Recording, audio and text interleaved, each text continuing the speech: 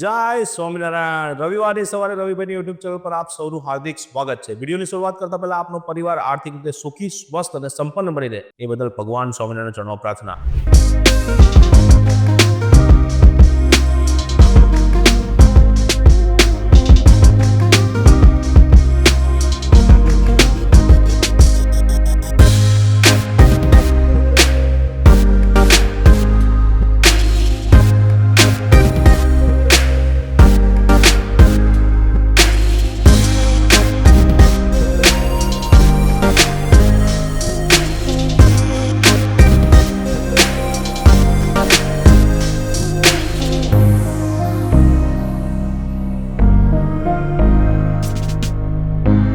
આજે એક સુંદર વિષય પર વાત કરવાની છે.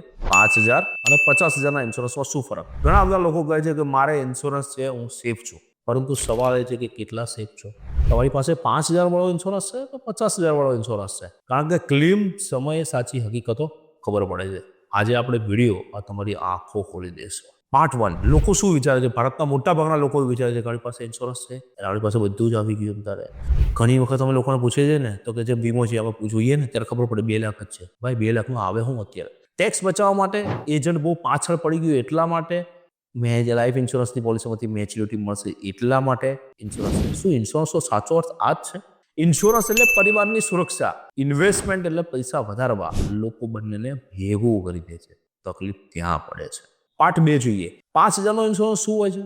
તો 5,000નો ઇન્સ્યોરન્સ એવો હોય છે કે આમ તો ઇન્સ્યોરન્સ પોલિસીસનો પ્રીમિયમ છે, પણ એની અંદર તમે એન્ડોમેન્ટ પ્લાન છે, મની બેક પ્લાન છે, ટ્રેડિશનલ પ્લાન છે, એવા બધા પ્લાન લીધા હો છો. એક્ઝામ્પલ તરીકે તમે આજે 5,000 મહિને આપો છો એટલે 12 મહિને 60,000 થયા.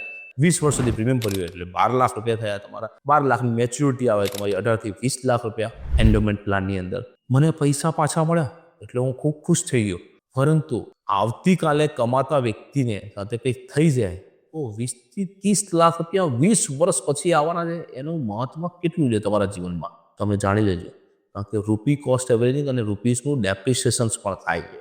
ફેમિલીની ફાઇનાન્શિયલી જો લાઈફ સિક્યોર નહીં હોય ને તો ગમે ત્યારે તમારો પરિવાર બહુ મોટી મુસીબતની અંદર ફસાઈ શકશે. પાર્ટ 3 જોઈએ. 50,000નો ઇન્સ્યોરન્સ શું છે? તો પછી તો 50,000નો ઇન્સ્યોરન્સ એટલે ટર્મ ઇન્સ્યોરન્સ. એક્ઝામ્પલ તરીકે 50,000 રૂપિયા દર મહિને તમે ભરો, તેનો મતલબ એવો થયો કે વાર્ષિક 6 લાખ રૂપિયા પ્રીમિયમ થયું. વાર્ષિક 6 લાખ રૂપિયા પ્રીમિયમ ભરશો તો ઓલમોસ્ટ 10 કરોડ રૂપિયાનો ઇન્સ્યોરન્સ તમારી પાસે આવશે. અને 10 કરોડ રૂપિયા બહુ મોટી અમાઉન્ટ છે. 1 કિલો ઓછો કરશો તો 1 કરોડનો પણ ઇન્સ્યોરન્સ આવી શકે છે. આ એક ઉદાહરણ છે. 10 કરોડ રૂપિયાનો ઇન્સ્યોરન્સ જો તમારી પાસે હોય તો તમારા પરિવારની લાઈફ કેવી રીતે બદલાઈ શકે? ભગવાન કરે નહીં, સ્વામિનારાયણ ભગવાન, કે તમને કંઈક થાય. પરંતુ જો કંઈ કદાચ થયું અકસ્માતે અને 10 કરોડ રૂપિયા આવ્યા તમારી પાસે, તો તમારા પરિવાર પાસે ફક્ત ને ફક્ત તમે ખાલી 6% રિટર્ન પાછું આવતું ગણશો તો પણ કેટલા મોટા પૈસા થયા? 5 લાખ રૂપિયાની 1 મહિનાની આવક થઈ. આખી જિંદગી વાપરશે ને તો પણ ઘટશે નહીં અને ફુગાવાની પણ અસર એને નહીં થાય. હવે એની બદલે જો 20 થી 30 લાખ રૂપિયા આવ્યા હોય તો કેટલો ટાઈમ ચાલે? 6% ગણો કેટલા થાય? 1,80,000 મહિને 15,000 રૂપિયા.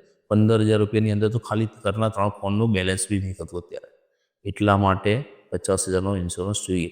પરિવારની આવક ચાલુ રહેવી જોઈએ, પરિવારની ભવિષ્યની લાઈફસ્ટાઈલ પણ સેટ હોવી જોઈએ એટલો સફિશિયન્ટ ઇન્સ્યોરન્સ જોઈએ. વ્યક્તિ જ્યાં સુધી હયાત હોય ત્યાં સુધી ઇન્સ્યોરન્સ પોલિસીનું કોઈ મહત્વ હોતું નથી. પરંતુ જો એ વ્યક્તિને કંઈ પણ થઈ ગયું તો એ સ્મશાનમાંથી બહાર આવીને જ્યારે ઘરે એનો પરિવાર આવે છે એના બીજા જ દિવસે કબાટમાંથી ઇન્સ્યોરન્સની પોલિસી કાઢે છે. પોલિસી મોટી હશે તો તમને ખૂબ સારી રીતે યાદ કરશે, નહીં હોય તો કહેશે તો કંઈક કર્યું નહીં આપણા માટે. બરાબર. દુનિયામાં ઘણા બધા લોકો એક્સપાયર થાય છે છતાં પણ લોકોનું જીવન ચાલે જ છે. પણ કેવી રીતે ચાલે છે એ બહુ અગત્યની વસ્તુ છે. બીજો એક પાર્ટ જોઈ લે. બિગેસ્ટ લેસન, જે સૌથી મોટા લેસન છે આ વિડીયોની અંદર શું છે? તો કે ઇન્સ્યોરન્સ એ ઇન્વેસ્ટમેન્ટ નથી, મેચ્યુરિટી મહત્વની નથી, કવર મહત્વનું છે, ફાઇનાન્શિયલ સેફટી મહત્વની છે. ગોલ્ડન રૂલ યાદ રાખજો, 15 થી 20 ગણો ટર્મ ઇન્સ્યોરન્સ જોઈએ વાર્ષિક આવક કરતાં.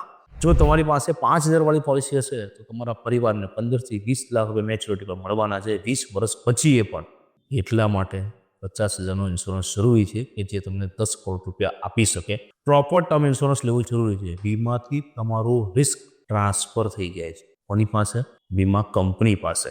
બરાબર.